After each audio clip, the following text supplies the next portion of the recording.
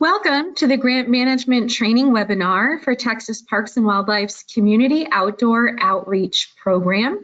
I want to thank everyone for taking time out of your day to attend this important webinar.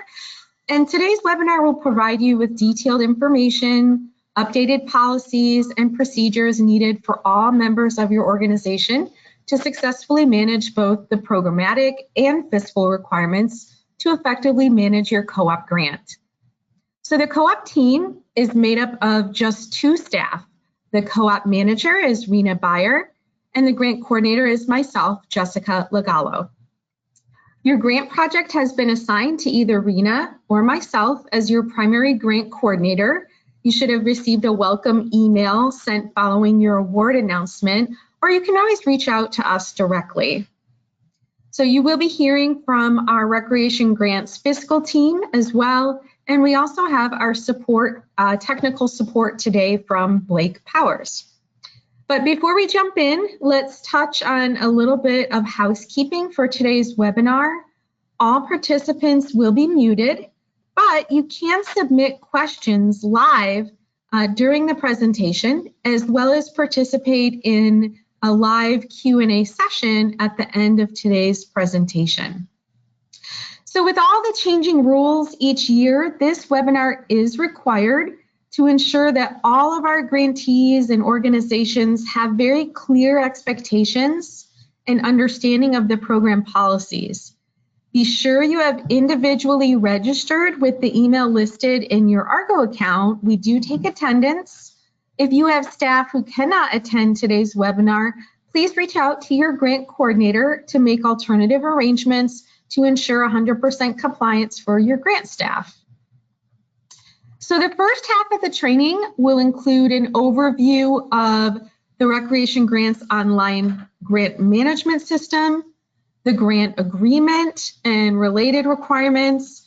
We'll go over your approved budget and the process for amendments and revision requests, and of course, reporting requirements. We'll take a 10-minute break in the middle, and then we'll jump into the second half where our fiscal team will review the fiscal requirements of your grant, the reimbursement procedures, and documentation policies. If you have any questions, again, please use the question function of GoToWebinar. You'll also find a few uploaded resources in the handouts section, and this includes the co-op program guidance and a PDF of this presentation. This webinar is being recorded and will be available in the resources section of Argo later this week. So to start off with, congratulations. Co-op is a competitive grant program and we receive far more applications than we can support each year. We awarded about $1.9 million this cycle to just 28 of the 83 applications that we received. As the grant receives more applications each year, our review committee scored and awarded projects that really connected audiences with TPWD sites, programs, and staff this year. So even if you've had a grant before, with all the changing rules each year, this webinar is required to ensure all grant projects have clear expectations and understanding. Be sure you have individually registered with the email listed in your Argo account. This webinar will provide you with detailed information, policies, procedures needed for all members of your organization to successfully manage both the program side of your grant and the fiscal requirements of your Texas Parks and Wildlife Community Outdoor Outreach Program grant. Just as a reminder, co-op's mission is to provide grant funding to tax-exempt organizations for programs that engage underserved communities in Texas Parks and Wildlife mission-oriented outdoor recreation, conservation, and environmental education activities, and to connect your participants to Texas Parks and Wildlife, our sites, our resources, and our programs. It's very important to fulfill all elements of the proposed project that you submitted, and we greatly value the direct connections of participants engaged with Texas Parks and Wildlife. Our team is here to support your success over the next 18 months. Whether you need help finding the perfect campsite or submitting receipts for reimbursement, and even technical support in the Recreation Grants online system, our entire team is here to help you navigate your way through the best grant management practices and to get the most out of your co-op grant. The co-op support team includes our grant program staff, our fiscal team and auditors, and technical support to help you manage your grant in the Argos system. So keep these contacts handy. So let's jump in, and we're going to start with an introduction to the Recreation Grant System, or what we call Argo. This is where all of your grant management functions will take place. You'll have your document storage, communication, reporting, and payments are all completed here in one system. I will say the easiest way to find the Argo system, it's kind of a long website link. So we just tell people, just Google TPWD Co-op, and we should be the very first thing to appear. Be sure the primary contact for your project has created individual accounts in the Argo system for each individual who needs access to documents. This could be including viewing your budget, submitting quarterly reports, and of course, submitting reimbursements. It's also very important to update your contacts with your grant coordinator if you have staff turnover or if your primary program or fiscal contacts change.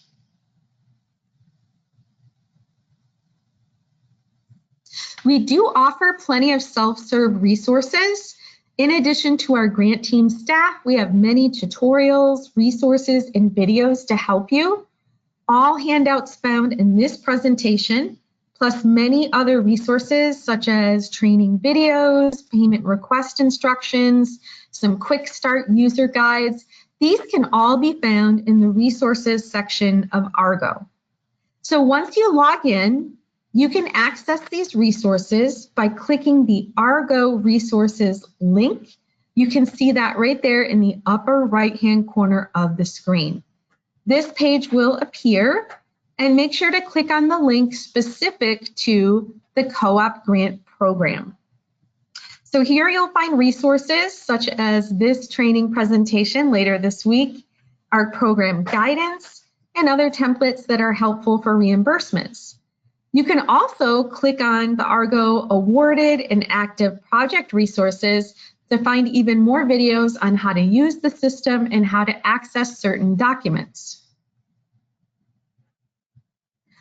So to access your personal grant documents, you would log in, you would click on that applications link right there near the top, and we encourage you to just do a blank search. When you start filling in all the different search function boxes, sometimes it really limits or makes your application not appear. So if you just do a blank search, all applications for your organization will appear. Be sure you're clicking on the one for Co-op 2025. If you've had a co-op grant before, you will also see these grants here with the year, as well as any other TPWD grants your organization might have. Be sure to click on the link under the name column, not the organization column, as that will bring you to your organization's general information and staff contacts. So let's take a look at some important parts of your co-op grant. This first section will provide an overview of the programmatic details related to your co-op grant. We're going to take a look at your grant agreement, reporting requirements, and grant compliance. And then the second portion of today's webinar, again, will cover more information related to fiscal expectations of managing your co-op grant. As we go along, just another reminder, remember you can ask live questions and get real answers under the questions tab in the GoToWebinar. So let's start with your grant agreement. The grant agreement is a legal document. It's signed by all parties and it's used to outline the specific scope of work for your organization.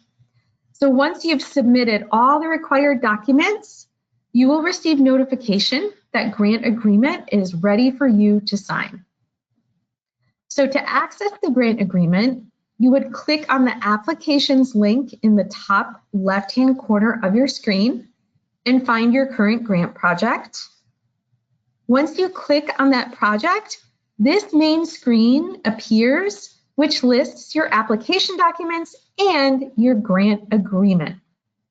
You're going to click on that grant agreement signatures link near the bottom. Now, I'm sure some of you have not yet seen this. If you haven't uploaded your direct deposit, your AP 152, and project contact forms, you will need to complete that step before we can prepare your grant agreement. So please be sure each person on your project contact form has an account in the Argo system. We can't complete your grant agreement document until everyone in your organization on that project contact form has an account set up.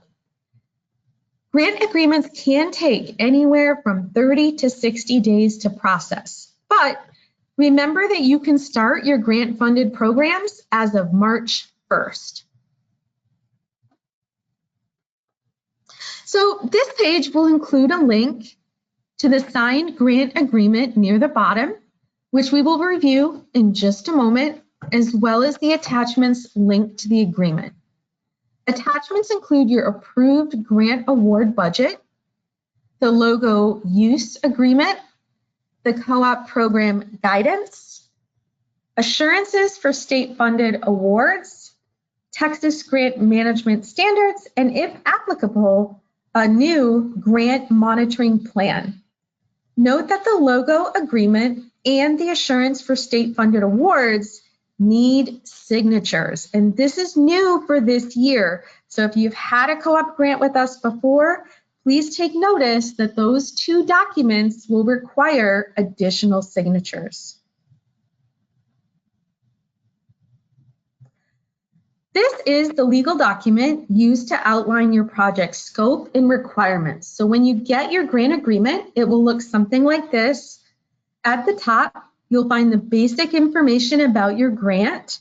You'll find your project number, the project name, the period of performance, and your total grant amount. That could be different than the original amount that was in your application proposal. Section 1 is the primary scope of work description for the project, as well as the performance goals that are used to determine the deliverables met throughout the grant period. Now, some goals have been revised to incorporate all elements of what was proposed in your grant application. So please review these carefully to fully understand what activities must be completed during the grant. You will be required to submit quarterly reports to document progress on each goal, as well as participant demographics. Co-op grants are very competitive, and points were awarded to your organization based on these grant agreement requirements. If you can't deliver the proposed aspects that are outlined in your grant agreement, you may not have received a grant during the review process. So if you are not able to complete the project as proposed, you may not meet the terms of the grant agreement. If it's small changes, such as visiting a different state park,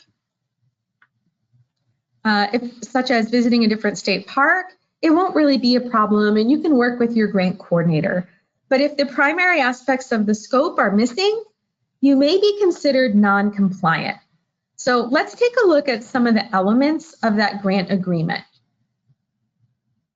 First and foremost, your period of performance. You have 18 months, March 1st to September 1st of 2026. The period of performance outlines when all eligible grant actions can take place. It's important to note that all purchases and activities must fall within this range. If activities or purchases took place before March 1st, 2025, or after September 1st, 2026, they will be disallowed. All equipment and supply purchases must be made and used by participants prior to the last delivered grant program during the grant performance period. End of grant purchases are not allowed. So if you requested a kayak trailer as part of your approved budget, you could not order that on August 31st, 2026. You can't wait to the end of the grant to make those types of purchases. Your co-op grant started March 1st, and each co-op grant has a period of performance that runs 18 months. You can begin all approved elements and costs of your grant, but you will need to wait just a bit to submit either an advance request or a reimbursement until your official grant agreement is issued and signed. So for most of you, these are in process if you've submitted the requested information and documents like your direct deposit form and your AP 152.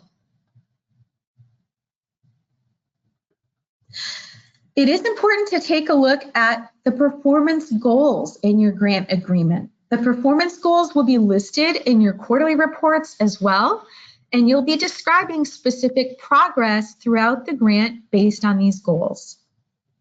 Performance goals were taken directly from your submitted application, and the goals should align with the SMART goal format.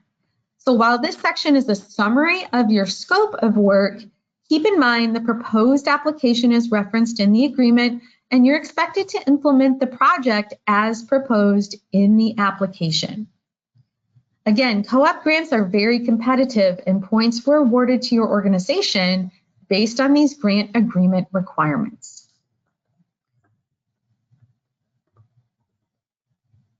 Another important part of your grant agreement is the section where you are reporting on unduplicated participants. The number of unduplicated participants served and their related demographics are derived directly from the application that you submitted. Unduplicated participants is the actual number of individual participants served, meaning if participants attend multiple events, they're only counted just once as unduplicated. The primary objective of this grant program is to connect underserved audiences with TPWD's mission. Therefore, the participant demographics are key in determining if we're meeting our mission.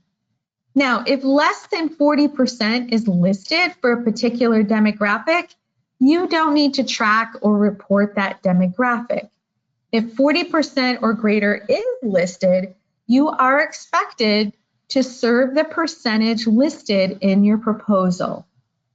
It's important to note that you must have a means of collecting and reporting this data for the actual participants served, and you can't just use rough estimates used in your application. So a good example here, if you coordinate an after-school program and the estimated demographics provided in the application use the school data where students are recruited from, you must report on the actual demographics of participants, as they may not necessarily match the school's overall demographics.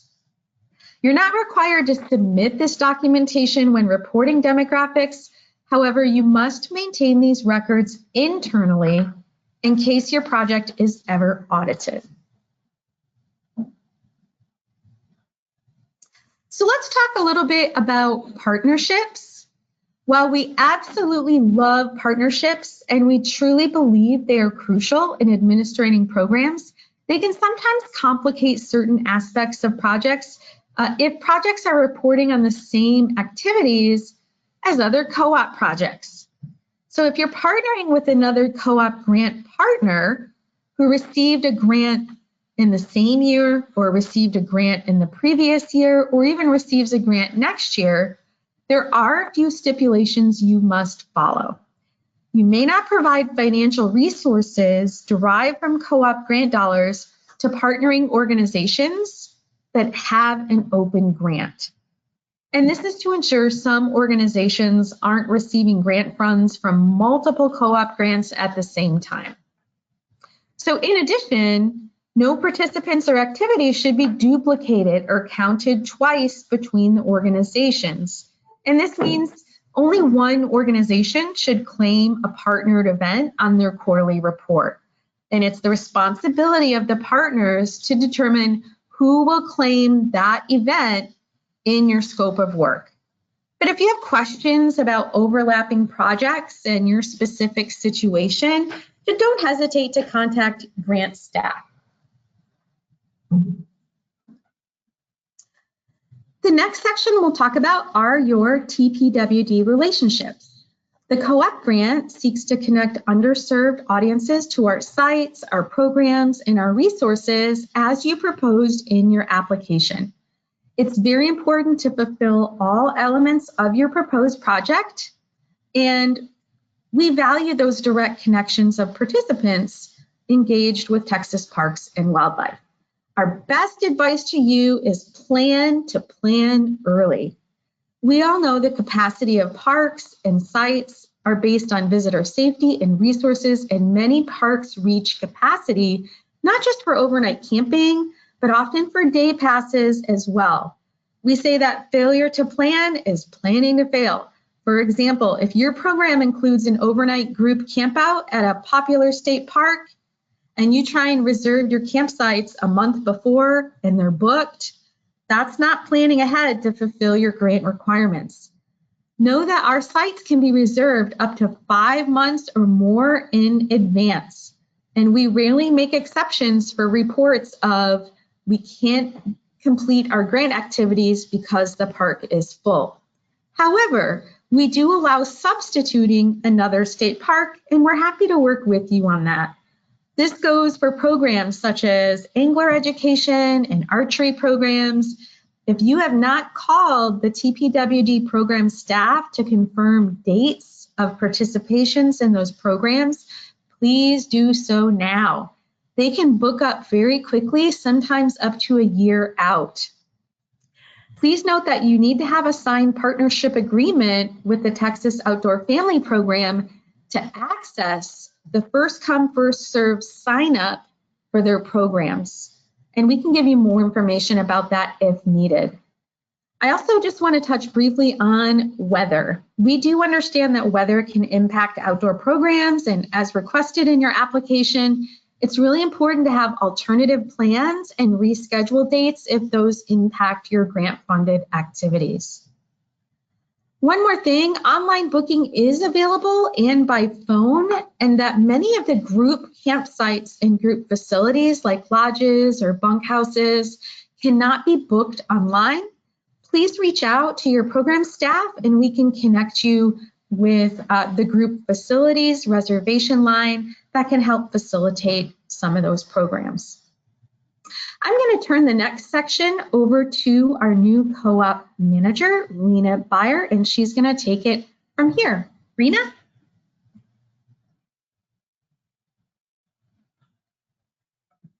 Hello, everyone. The next section we're going to talk about is regulations and rules. About now, you may be wondering, why are there so many rules? Well, unlike foundations and other private funding sources, government grants originate from community tax dollars. Specifically for the co-op grant, program funds are derived from a portion of the sporting goods sales tax. This includes tax received on camping, hunting, fishing gear, kayaks, things like that. Therefore, the Texas Parks and Wildlife must follow government regulations when administering grant funds to the community. The Texas Grant Management Standards is a set of financial management procedures and definitions that state agencies must follow when awarding grant dollars. The Texas Grant Management Standards is operated by the Texas Comptroller. If you're familiar with the federal grants, this document is Texas' version of the CFR 200. You will also be required to read and sign the assurance for state-funded awards as part of your grant agreement. Co-op was created in 1996 by the Texas legislature and was identified in Chapter 24 of the Parks and Wildlife Code. Chapter 24 is our guiding statute, which dictates the program's purpose and intent. Luckily, you won't need to know all of the specifics of these statutes and documents. For this program, we have created a program guidance document for grant sponsors, which outlines the expectations and requirements specific to applying and managing a co-op grant. Much of the materials covered today are found in the program guidance document, which will be attached to your grant agreement. It's important to review all the uploaded attachments to your grant agreement. You will find a total of 6 documents for review. You will find an approved grant award budget. This is the approved budget for your grant project. This may differ from the budget you submitted with your grant application. If we determined an item unallowable, we may have taken this item out of your program budget. We may also have consolidated some of your budget items. Please review your budget that's attached to your grant agreement and ensure reimbursement requests align with the approved budget. You'll also see a copy of the co-op guidance. This is your go-to. Consider the program guidance as a quick reference for the co-op grant. You'll find that many of the questions you come across while implementing your grant program will be addressed in the program guidance. This includes allowable costs and unallowable costs, grant reporting, amendments, payment procedures, and more. You'll also see a copy of a logo use agreement. The logo use agreement gives you permission to use the Proud Partner logo for any grant-related items such as brochures, education materials, supplies, your website, etc. It's important to note that you may only use the Proud Partner logo as seen here, and you are not able to modify the logo in any way. Please do not use other TPWD logos for this grant. Logo files can be found in the resource section of the Recreation Grants Online that we spoke about earlier. Please also note the logo use agreement will require a signature, so you will need to sign this document and then upload it.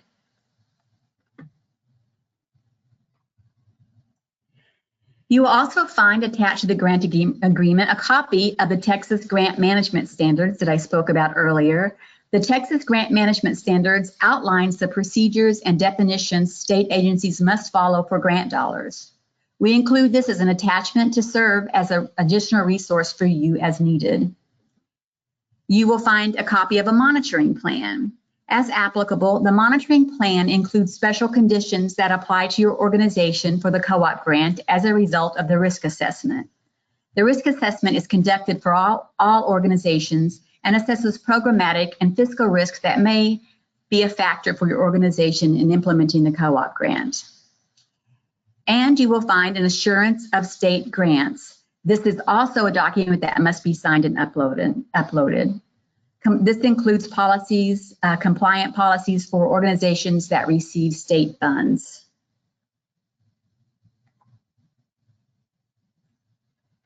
New this year, in addition to signing the grant agreement, signatures are also required on 2 of the attachments. These are the 2 I mentioned before. These are the logo use agreements and the assurance of state grants.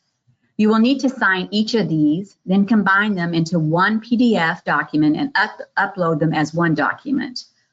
Be sure to sign the agreement and 2 attachments separately, logo use and assurance of state grants, and upload the signed agreement and attachments as one PDF. The approved budget is part of your grant agreement and is the guiding document for receiving reimbursement of eligible expenses. Do not go by the proposed budget that was submitted with your application. As mentioned previously, we may have altered the budget you proposed in your grant proposal. This budget includes, the budget included in your grant agreement is your approved grant award budget.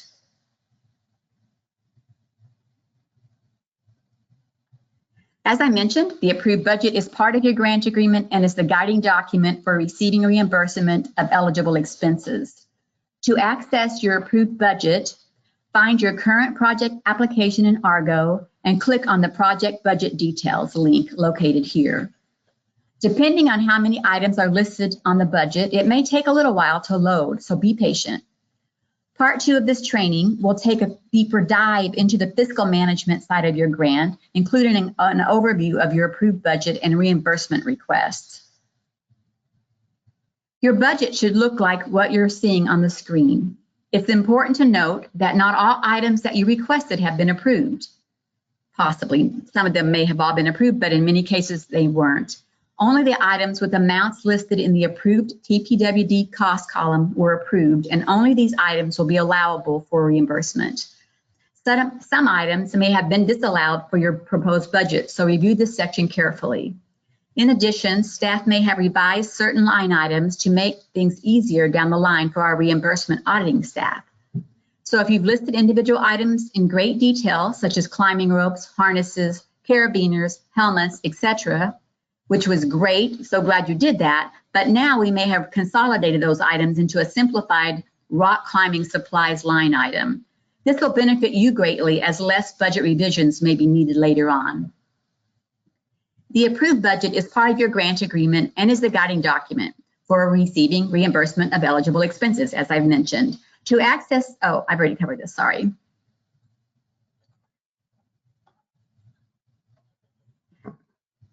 A very important thing, and Jessica covered this, a very important thing to remember is that the co-op grant program does not allow end-of-grant purchases. All equipment and supplies purchased must be made and used by participants prior to the last delivered program during your grant period of performance. We're going to talk a little bit about amendments. We recognize that situations and costs can change from when you submitted the grant application to when the activities actually get implemented. For this reason, amendments are available to revise your current project scope or budget. These options include extending the period of performance. You may have an option to extend the grant for an additional 6 months if needed. Keep in mind, if you receive an extension, you will not be able to reapply for grant funds in the following grant cycle, as projects must be closed out before you can reapply. Changing the project scope. While we have approved project scope changes, they are not common. If you've had extenuating circumstances, such as what we saw in COVID-19, hurricanes, things like that, these significantly impact your ability to complete the project as proposed. We may be able to amend the scope of your project in these circumstances. However, since grants are scored competitively based on the project as outlined in your grant application, it is rare that we allow significant scope changes. Typically, we will not allow amendments to key requirements such as participant numbers served, demographics, and performance goals. Both extensions and scope change amendments require signature from your authorized representative, meaning a person who is authorized to revise the terms of the grant contract. The last and most common amendment requests are budget revisions. These are the most common and are the only amendment that does not require a revised grant agreement. Again, that's a revision. If it's an amendment, it would. If it's an amendment, it would need to be signed by both parties. A revision can just be requested. If you want to purchase an item that is not already listed on your approved budget, you can request a budget amendment to add that item to your approved budget. It is best to complete these before the item is purchased, as we may not be able to approve it afterwards. Budget revisions must be fully completed before you seek reimbursement for that item. Budget revisions. As I mentioned, budget revisions are very common. If you want to purchase an item that is not already listed on the approved budget, you will need a budget amendment as previously discussed. However, if changes for an item is something that's already in the budget, a simple budget revision will be sufficient. It's best practice to complete this budget revision before the item is purchased, as we may not approve the revision, and if it is not approved, it would not be reimbursed. Budget revisions must be fully completed before you seek reimbursement for that item. There are a few tips to remember when requesting an amendment or revision. A total grant award will not increase, so be sure to let us know which existing items on the budget will be decreased to offset the changes within the budget. Requesting an amendment or revision. To request an amendment, find your current or revision, find your current grant project in Argo. Hover over the status change link in the top left corner. As you're seeing on the screen now, this is what you're seeing on the screen now. Then choose amendment revision. You want to status change that to revision in process. It's very important to know that once you click the status, you will not be able to submit a reimbursement request until the amendment or revision is fully executed and approved. This is because reimbursement documents are calculated using the approved budget for your project, and when you begin an amendment or revision, you're requesting to change the budget. Therefore, the amendment or revision must be fully completed and approved before you can submit your next reimbursement request. Once you've status changed it, a new option will appear on your Forms menu. You must click the Amendment Revision Request link that appears at the bottom of the screen as indicated by the red arrow in the screen you're seeing now. Once you finish that step, the amendment request form will appear. Choose which type of amendment you are requesting. When requesting to add a budget item, make sure again that you include the item to add, the cost of that new item, and which existing item will be decreased to offset the cost of the new item. Once complete, click Save, then hover over the status change link to the top, which is located at the top left-hand corner, and choose Submit. Once staff complete their task internally, you'll receive email notification that it's approved or for next steps required. Here's a brief reminder of the eligible and ineligible activities allowed by your co-op grant. This list is provided in further detail in the program guidance document. Some of the common disallowed activities include special events open to the general public. These are things like festivals, Earth Day events, etc. Hosting public tournaments, recruitment events, and traditional sports such as baseball, soccer, football are also not allowed. Again, remember that you can only seek reimbursement items for items in your approved grant budget. This is the budget that's included in that last column, which says TPWD approved column.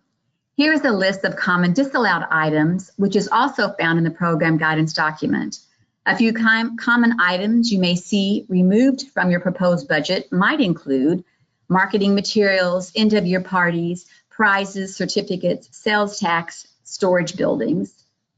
Note all plant purchases must be native, as we do not fund vegetable gardens or related activities. Note that curriculum writing cannot be counted under personnel hours. Also, please note that a change in the round of co-op grants is that we are not allowing hotels or restaurants, including fast food restaurants, without prior written approval from your grant coordinator. We have some reporting requirements connected to the co-op grant. The co-op grant requires quarterly and a final report. These should be submitted through Argo, which, as you know, is our grant management system. Please note that submitting your reports and submitting them on time is very important. These reports are how staff track the progress of your grant project. Failure to submit them or consistently submitting them late can result in point deductions for future grant applications and even possibly cancellation of your current grant agreement. Reports, both quarterly and the final report, include a narrative detailing the progress made towards achieving grant requirements and listing all activities that occurred in the reporting period. Remember that meeting grant requirements means fulfilling the goals as outlined in your grant proposal and reflected in your grant agreement. The final report will be a comprehensive report for all activities that were supported during the grant period, and we expect to see all of the goals met and reflected in the final report. Unduplicated participants and their associated demographics will also be reflected in every report.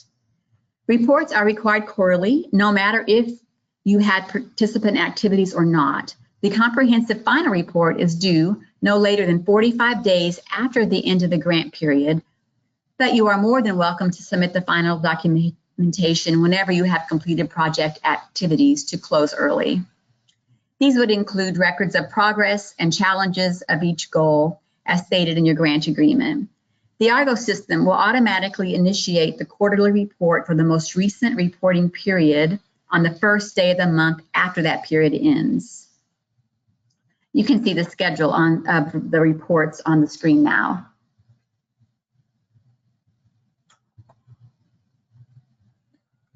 As I mentioned, quarterly reports become available in Argo on the first of the month after the end of the reporting period.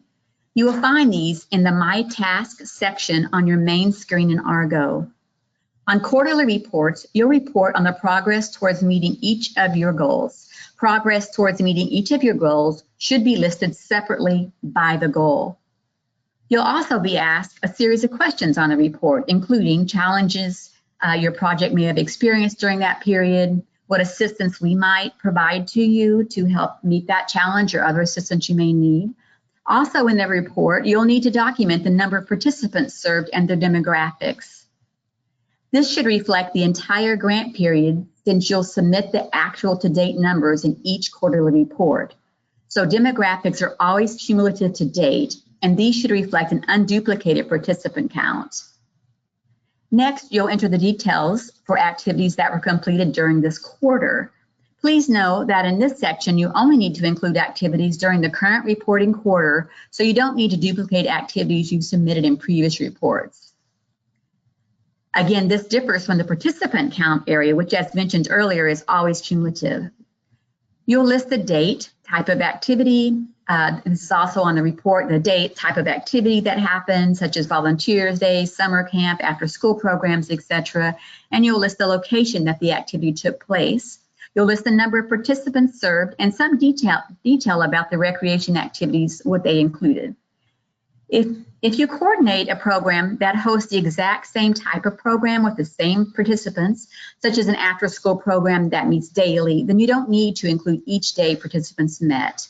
Instead, you can break it down weekly or monthly and include all recreation activities and participants that you serve during that week or month.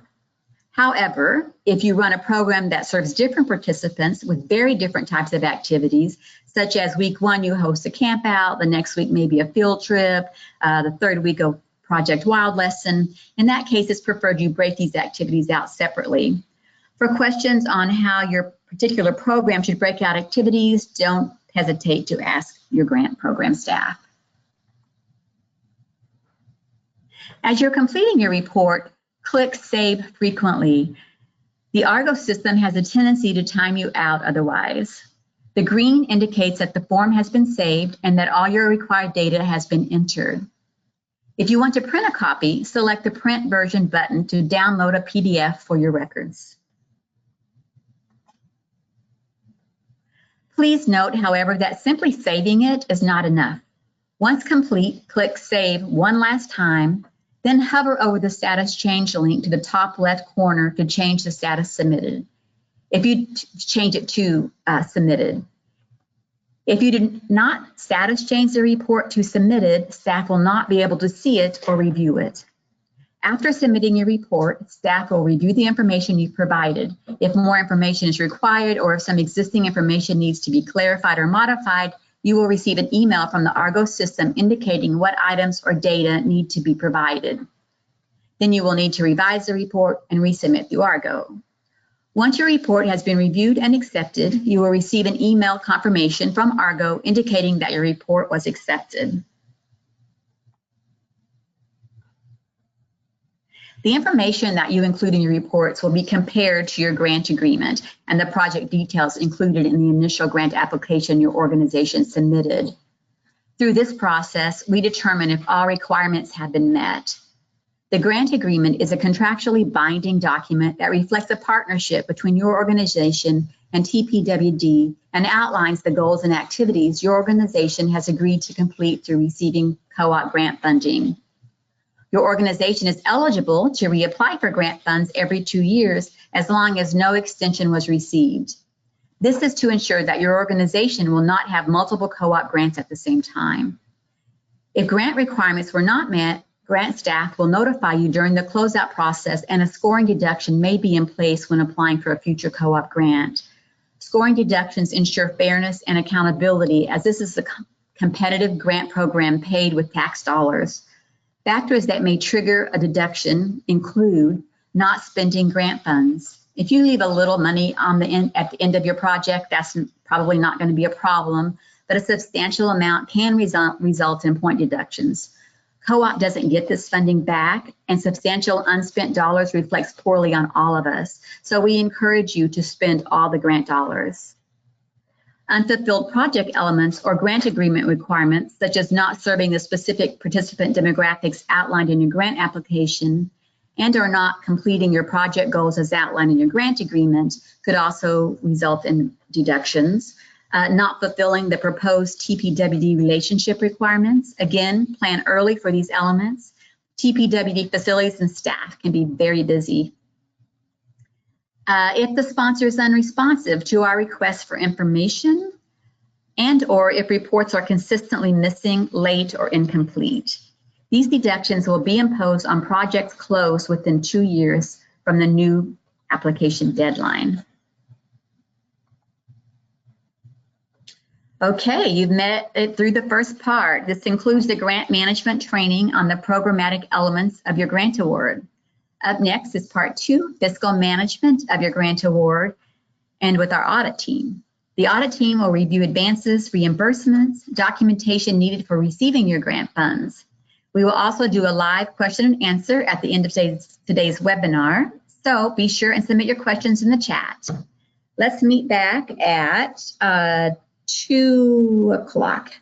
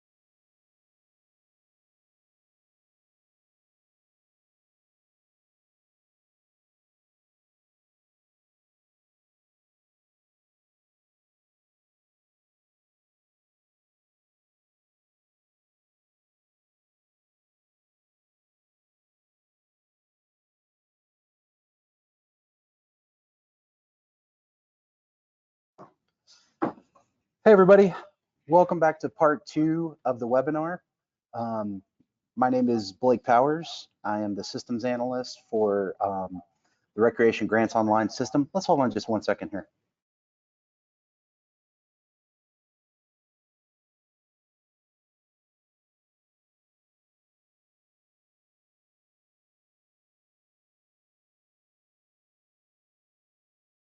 Okay, we just want to be sure we had all the sound muted.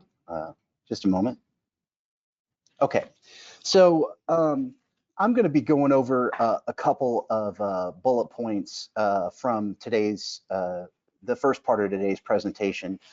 Sometimes when you see still slides like this, they can look a certain way. And then when you see it happen in the system, you can realize it's far less complicated than it looks like on the slides. So I'm going to be looking at 2 things with everyone.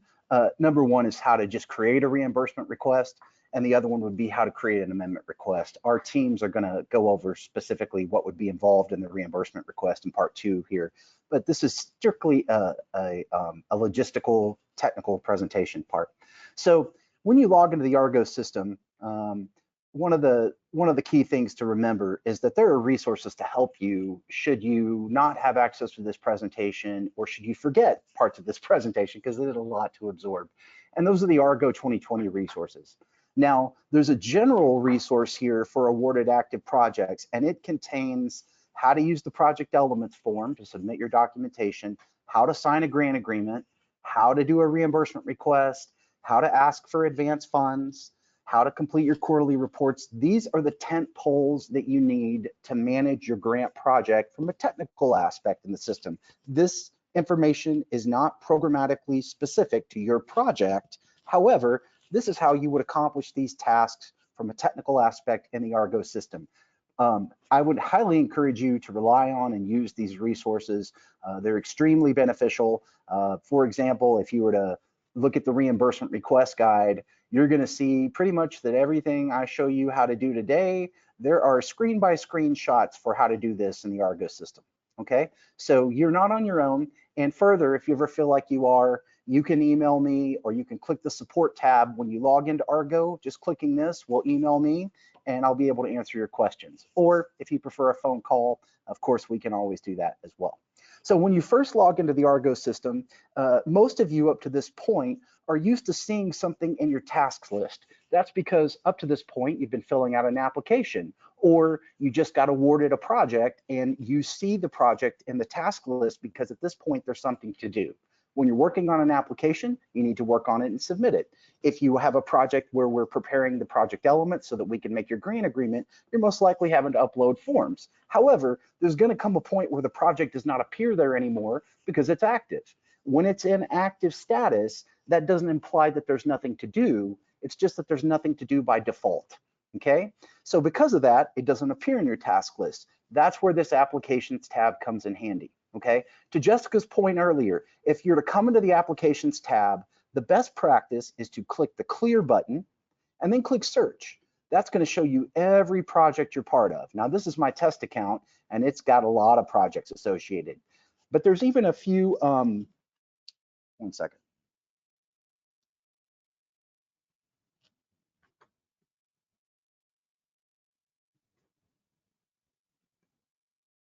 Okay, let's start over there real quick.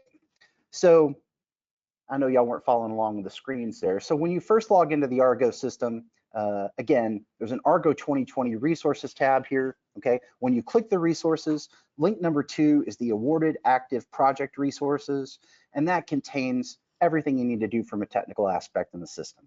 The project elements, how to sign your grant agreement, the guide to reimbursement request. And when I was walking y'all through that, okay. Hold on a moment, y'all. I'm being told that my screen's not,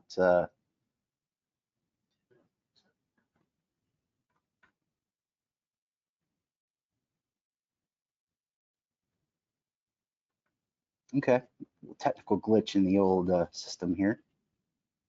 Okay, there we go. Had to pause it and unpause it for some weird reason. So thanks for letting me know, everyone. Okay, so we're gonna start this one more time. Okay, now we're good, I'm told. The good news about all this is now that all of you have gone through COVID, who knows what you've seen on video conferences, right? So a stuck screen would just be the tip of the iceberg. So from the Argo login page, when you log into the system, third try here, Argo resources, and link number 2. This has how to use the project elements form, how to sign your grant agreement, how to do reimbursement requests. Again, this is a technical guide. This is not going to give you all the information that our team's about to give you, but it will show you how to do it from a technical standpoint in the system. How to do a request for advance funds, how to complete your quarterly report, how to submit an amendment request, and how to sign an amended grant agreement. That's most of what you're going to need to know until your project's ready to close out, okay? From your home screen, okay, we were talking about before is you won't necessarily see this project in your tasks list once it becomes active. You're going to know it's active because the system's going to send you an automated email alerting you that your project is in active status, and you can request reimbursement requests, proceed with amendment request, or any of those types of things. Once you get that email, it's not going to appear in your task list anymore, okay? So to find it, we're going to click this Applications tab, okay? And if you just click Clear to remove anything in here and click Search, you're going to see all the applications that your account is joined to. Now, this is a test account, and it's joined to a lot of them, right? So this is one of those cases where if I were going to give you one filter that you can use, simply from the application types, pick Co-op 2025, and then click Search. And then it's only going to show you the Co-op 2025 projects you're part of, okay? That's all you need to worry about. That filter alone will help you manage this project. From here, okay, we're gonna click the main link, the name of the application, and this is going to bring us to the Forms menu. All the good stuff Jessica was telling you about earlier, here's going to be your agreement once that's signed, right? And you're going to see your project elements form where you once uploaded documentation. That'll still be there.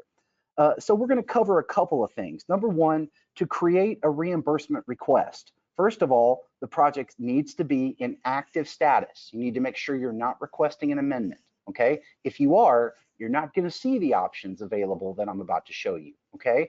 But if you're in active or good status, then you'll be able to request a reimbursement, okay? So simply you're going to go to Related Documents and Messages, all right? You're going to choose Initiate a Payment and Reimbursement Request, okay? At this point, it's going to create a unique reimbursement document, right? Right here, okay?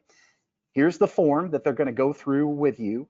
And this is where you're going to put the information for your reimbursement. Your required information will be, you've got to have a fiscal contact, okay? And then you have to have a service period for the project, some sequence of days that tells the auditing team when were these expenses incurred. And then you're going to need a line item where you request something, okay? How you paid for it and the cost category it comes from, all right? And you're going to have an amount that you request, okay?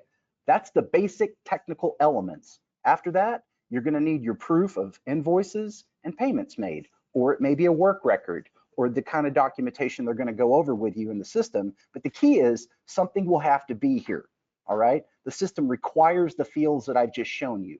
If you filled in all of those things successfully, you've chosen a contact, you've chosen a period, you've put at least one line with money, and you've uploaded a receipt, you're going to notice a nice clean green light here. That means there's nothing else that the form needs from a technical aspect, okay? Once the form has been saved, the documentation been uploaded to your satisfaction, it is not yet in our queue. It is not in our queue until you status change it to submit it. When that happens, you will know it's good because you will receive a confirmation email that has been submitted, okay? That's the basics. Creating a reimbursement and submitting it from a technical aspect is that simple, okay? I'm going to let our fiscal team go over the rest of this with you during their part of their presentation, but there's one other scenario I want to go over with the team, and that is the amendment revision request process, okay? Now, I wanted to do the reimbursement first because if I requested the amendment first or the revision, I wouldn't be able to create a reimbursement, okay? And we're going to look at that real quickly. But for this, same concept, we log into the system, okay? Now this is the dev system. It's a little bit different, but fairly similar. So we search applications here. We click Clear. We click Search. I've got a lot of these, so I'm going to narrow it down to Co-op 2025. Okay, I'm going to click Search again. And there's my project, right? Now, the most confusing part of this process is I can always see the amendment revision request form, but if I click on it, there's no save button. See, it's missing. That's because it's not in the right status to fill it out yet. All right. The reason that you can always see it though is because once you've requested the first amendment or revision, you're going to want to be able to look at what you've done in the past. And that's why it's visible from the forms menu. No problem. All we need to do is go to status changes. Whenever a project's active, there's only one status you're ever going to see available to you, and that is to put it in the amendment process, right? Once it's in that process, there may be other statuses available, but if it's active, there's only one. Status change, amendment revision request in process, okay? And now when I bring up that same form, the amendment revision request form, there's my save button, right? So in this case, let's say I need to add a budget item, adding budget item, and then you'll have to have text here, right? We save this, our little green light should clear this form, right? And remember, nothing in the system happens without status changing, okay? So then we status change this to submitted. If you decide, just kidding, don't need it, you can switch to canceled, okay? When I submit this, I will get a confirmation email, and I'll also notice at that point, there's no longer an ability to create the reimbursement request, right? So if you log into the system and you see your project and you can't create a reimbursement, one of two things is true. It's in the amendment workflow or your role is not properly set, okay? In either case, you can give me a call, you can email our team, and we'll work you through that, okay? Just wanted to take a little bit of time there, and I'm gonna transition back over to our main presenters real quickly, but if y'all have questions, I'm always available and happy to help. So we're gonna switch over, it'll be just about a minute here, okay?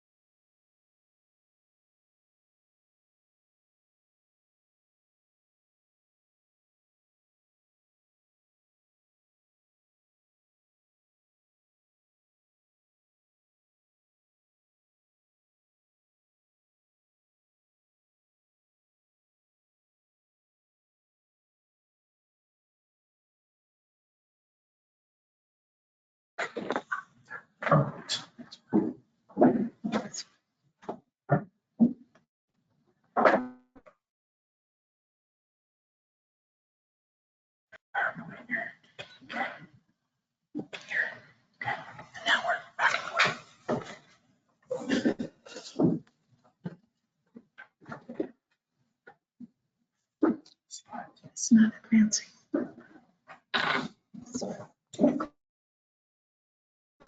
Click somewhere in here. Backward. You are the window.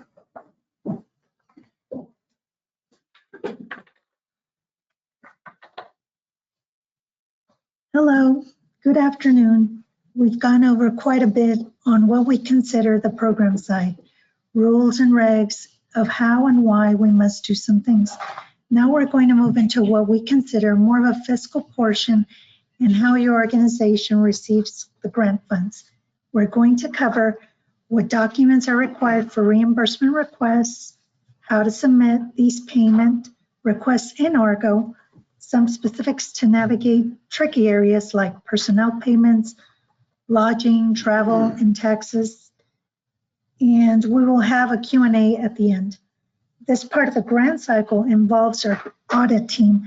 So I want to introduce you briefly to our audit team who will be presenting to you and working with your submissions. My name is Marcy Cavazos Colunga, and Brian Lofgren is our fiscal manager. We have two auditors currently, Daryl and Michael, which you'll get to speak to routinely if you submit a reimbursement request. And you is Brandy. She will be working with the AP 152 forms. And also, if you have a direct deposit form, she'll probably be the one reaching out to you for help with that.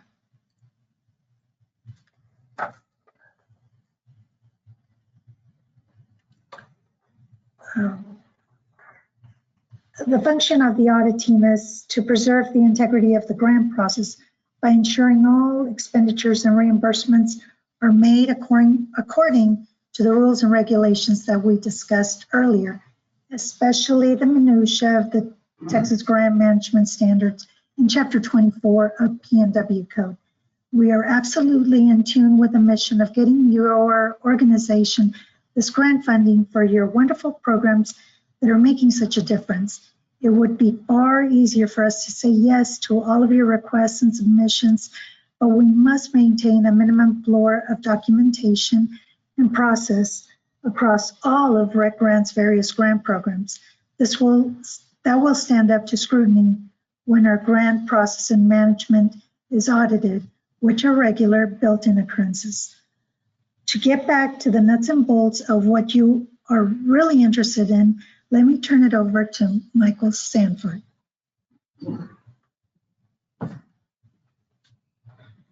Thanks, Marcy. So at this point, you've done all your planning, you've gone on your trip, and now it's time to return and do the financial side and get your reimbursement paid back to you. So we're going to kind of go over that a little bit here. This screen here is the kind of the payment reimbursement overview. I'm going to speak. I'll go, I think, up to about talk about advances a little bit. Then I'll hand it over to Daryl, and he'll finish up. But what we're going to talk about here is how to submit payment requests, some of the documents required, the frequency. That's a big one. You probably can hear us repeat this over and over, but do not wait till the very end, because a lot of things can go wrong if that's your first one.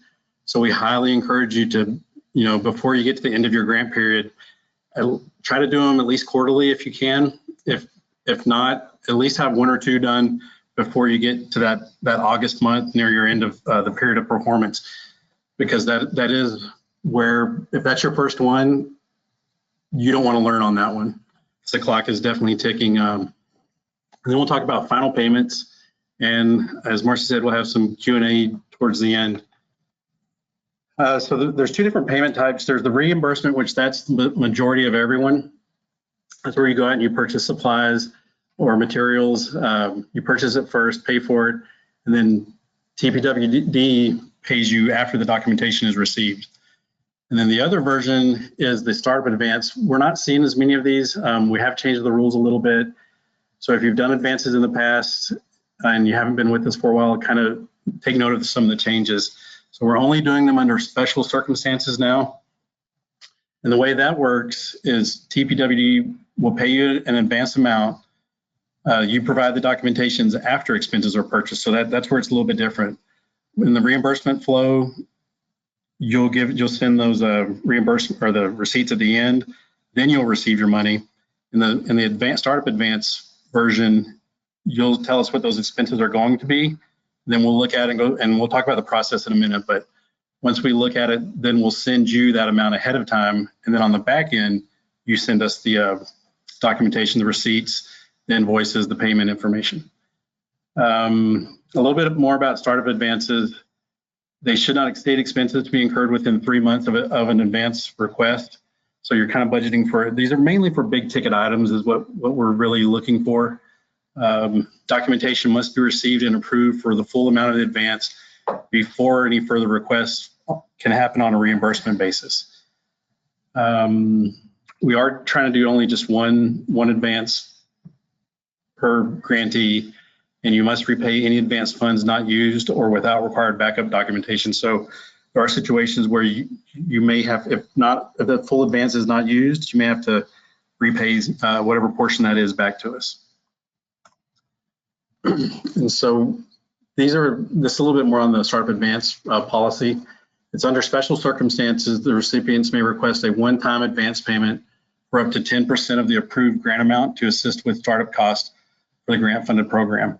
And so we've kind of just put a few question and answers here, some of the general stuff. You're probably going to have a lot more. If you do, we can address that in the questions now or at the end during the Q&A. But one of the first questions we get is, how do I know if I'm eligible for to request advance funds? And so normally organizations that receive an elevated risk rating will receive a notice under the special conditions section of your official grant agreement. Some factors that can impact the assessment are past grant performances and compliance, as well as any findings or adverse issues with the comptroller's office. Elevated risk statuses determination is not common, so we don't see that very often, but if that status is noted on your grant, we can advise you the next steps on a case-by-case basis. The next question is, when can I submit a request for advanced funds? So that answer is a little bit convoluted. It's a little confusing. So the quick and easy answer is, once you've got your grant agreement signed and completed, and then you get a notification confirming that your grant is in active status. Blake talked about that a little bit earlier. Once you see your inactive status, you can now request an advance. You can also do reimbursements. You're actually, everything's working at this point. And it says this can take up to 90 days. That's where it's kind of confusing. That's referring to getting to that active status. The advances do not take 90 days. Usually we can turn them around on the first one, usually within about 30 days or less. And this is the form. We're still talking about the advanced process. This form, did I go ahead? Oh. This is part of the forms you're going to fill out at the very beginning for an advance. This is the agreement for advanced funds. This is page 1. You're going to actually fill that out, total amount you're requesting, your name, and then sign and date it. And then the next page of the form at the very beginning, requesting advance, it's a screenshot. It's a little blurry, but that's going to be kind of your budget of why you're requesting it and what you're requesting.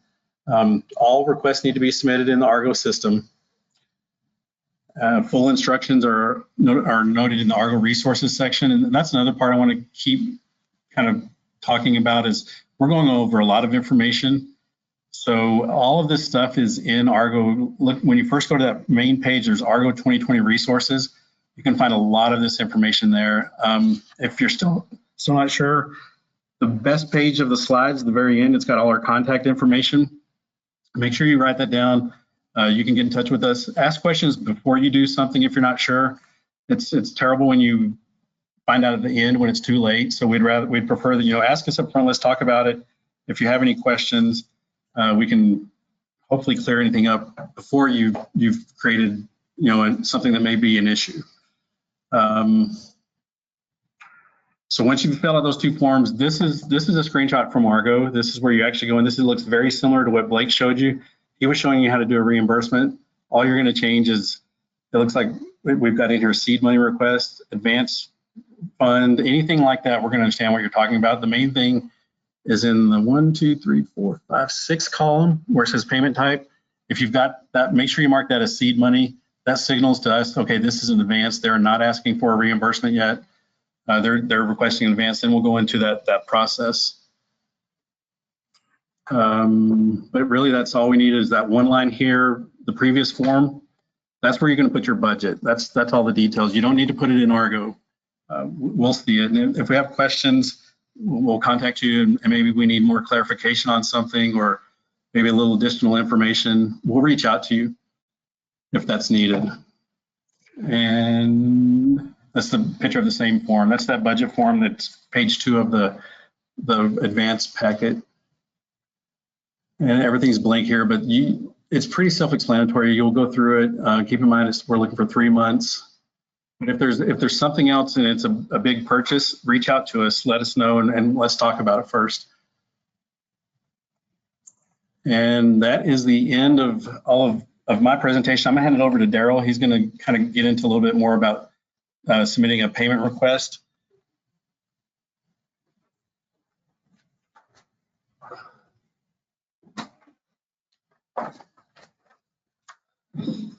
How's it going, everyone? My name's Daryl.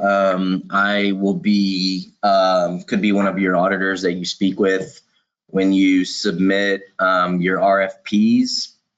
At this point in the presentation, you're ready to start submitting your invoices, and then so we're going to start going through the payment documentation checklist.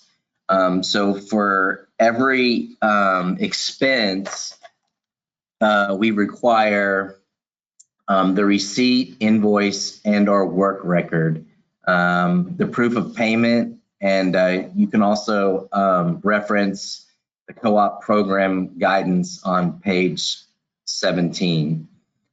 This will let you know the documentation required for payment. So the first we have is receipts. So typically when you go to Sam's or Costco, they'll provide a receipt. This receipt will have the date, the vendor name, items purchased, and amount paid. And the way we like to see it is if you're purchasing for many different programs, we like to see that broken out, highlighted, subtotaled, and we also do not reimburse for the sales tax. So just keep that in mind that if we kick something back, that will take a little bit of time, but try to catch that before you submit those. Remember, legible, no sales tax, and itemized. Prior approval required for hotel and restaurant, including fast food. Make sure it's allowable, reasonable, and allocable. This is an example of a contractor invoice. Independent contractors provide an invoice that could look something like this. Invoices must include the amount, description of services provided, the date of services, and a taxpayer identification number. The proof of payment is required. And so when you submit like a check, we require that the front and back of the check are submitted. Or if you pay via a credit card or ACH or something, a copy of your bank statement showing that it was paid. So we're gonna touch base on personnel payments. So employees use timesheets, and these timesheets must include employee name, hours worked, the hourly pay rate, the total pay, and a big one would be the grant-related activity tied to a goal. So if they're working 100% on your project, then we know that 100% is allocable to your grant. But if they work 50% on one program and 50% on another program, we would need for you to break that out. And then of course, signature by authorized supervisor. And the proof of payment to go along with this work record is also required. We also have times where an intern or a stipend is done for summer camps. This is what the form looks like. If you need to submit that, it's also would be on your resource page. Proof of payment. Okay, so the ones that we accept would be checks, digital check copy from banks showing the amount paid, or a copy of a non-canceled check with a bank statement showing check cleared the account. If you use a procurement card, debit or credit cards, a copy of the statement showing the charges, and then credit cards only would be a copy of canceled check paid to the credit card company. Petty cash, gift card, itemization for cash being withdrawn from petty cash, copy of digital check, copy showing fund replenishment. Donated gift cards to staff participants are not eligible. If you're paying with personal funds, Please reimburse the staff first before requesting payment from TPWD. That way we can make sure that the funds are spent and that we are actually reimbursing you. Documentation required would be a copy of a receipt or an invoice, proof of payment from the organization to the staff for the paying with personal funds. Lodging.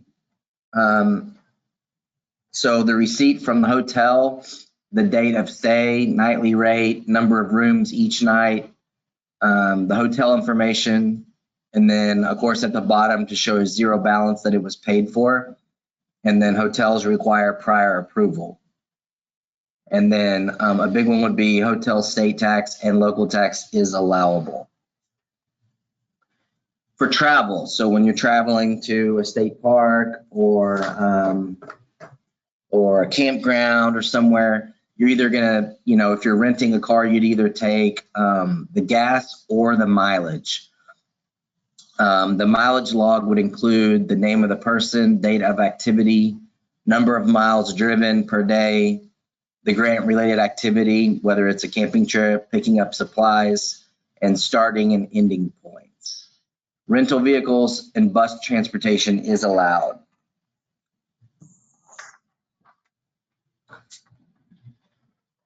And final grant payment. Final reimbursement request is due no later than 45 days after the grant period, so the end date.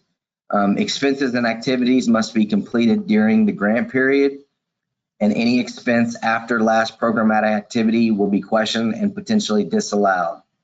The records retention policy would be 3 years after the grant end date. And now I'm going to pass it over to Marcy for any questions. Hello again. So here are a few tips that pertain to grant expenditures and submitting a reimbursement request. We strongly encourage you to read the co-op program guidance. This guidance includes information on the administration of your grants.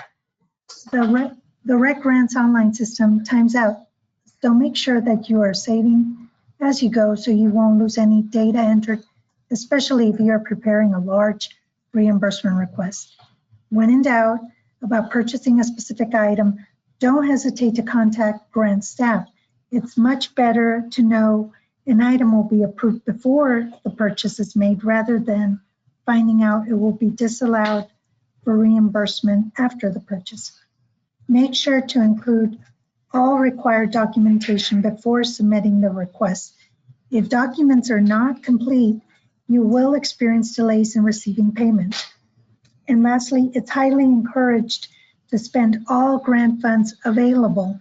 If significant money is remaining towards the grant, a scoring deduction may be in place on future grant proposals. And here are the top 3 frequently asked questions.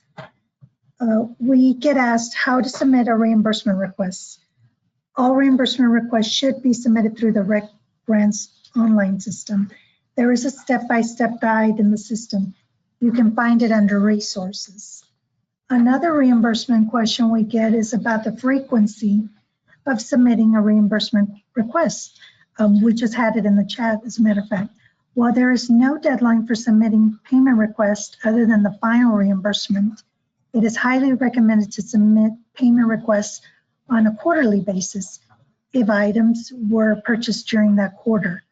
This is to ensure grant spending is on track throughout the grant's life cycle. Some grantees submit the request on a monthly basis. Smaller payment requests are also easier to review for our auditors and manageable and can be processed quicker rather than a big request with many expenditures. And the top question is, how long does it take for a reimbursement request to get finalized and go to payment? The short answer is it depends. If the reimbursement request is sent in with all the correct supporting documentation, then it should be paid relatively quickly. However, it may take up to 30 days, depending. In closing, I encourage you to review the co-op program guidance and feel free to reach out to us with any questions as you prepare your reimbursement requests. Thank you very much. We will take any questions you have at this time.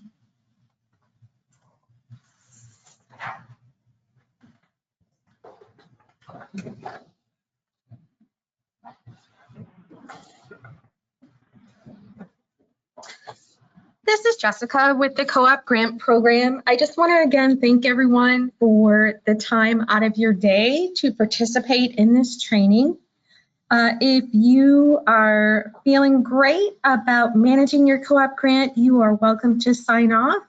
For those of you that have any lingering questions, we're happy to take some of those live questions and answers right now. Just drop us a line in the question box. As you can see so far, many of the questions we get are probably pretty applicable to lots of different organizations, and y'all have asked some really great questions. So if you have any questions, we'll give that just a couple minutes, see if any come in. Rena, if you could read them out loud, we'll try and address them.